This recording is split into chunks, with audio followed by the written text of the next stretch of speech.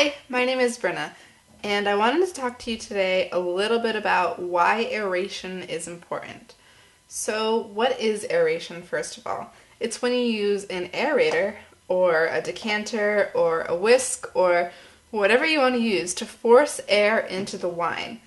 What is the result of this? It kind of opens up the tannins a little bit, softens the tannins, softens the flavor. It just makes it a better wine to drink. It often will balance it out. Specifically if it's a young wine, you definitely want to aerate because it can open up the bouquet. It makes it more accessible to you. It kind of lets your palate glide along it a little bit easier. So what kinds of wine are you going to aerate? You're obviously not going to aerate a sparkling wine because when you do that, all the bubbles will disappear, unfortunately, and it's not going to taste very good after that. A rosé, you're probably not going to aerate. Why? They're usually light anyway. This is the same as a white wine. You're probably not going to aerate a white wine just because they're lighter anyway. They have less tannins, they're usually more balanced with acidity, and hence they don't really need the aeration or the forcing of air into it. Now, if you have a Pinot Noir, you have to be careful with aeration. Pinot Noirs are usually lighter wines, and it can be ruined very easily. You want to make sure that you're choosing a wine that not only isn't meant to be drank in a few years, but you want to make sure that your wine selection is on point for aeration. Pinot Noirs are very gentle wines, so aerating them too much can kind of blow them open or ruin the balance of the wine. The acidity, the tannins, the flavor. And if you ruin it, there's really no way to get it back unless you mix in more unaerated wine.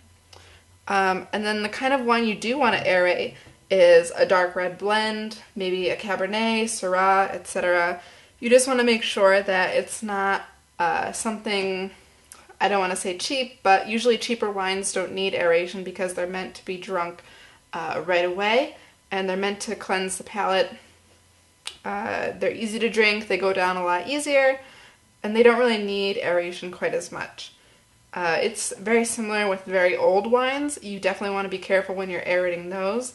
I would use a decanter and just let them sit because it's very easy to kind of blow those over.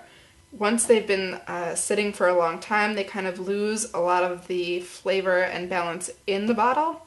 If it's too old of a bottle or very old, you just want to be very careful of losing everything, because then it's not much fun to drink and the experience is kind of ruined.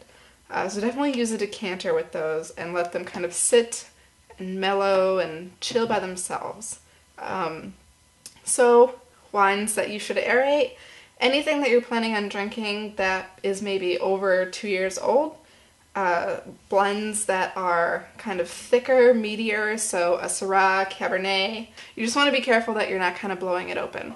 And as always, test a little bit of your wine first with aeration. So if you're planning on aerating a whole bottle for your guests, you might want to test a little bit and see if it actually needs aeration in the first place. And I've got a fun video for you coming up on aerators next week. We'll be featuring the Oster, Venturi, and a no-name brand, so we'll see how they stack up against each other. If you have any questions, feel free to shoot them over. Thanks!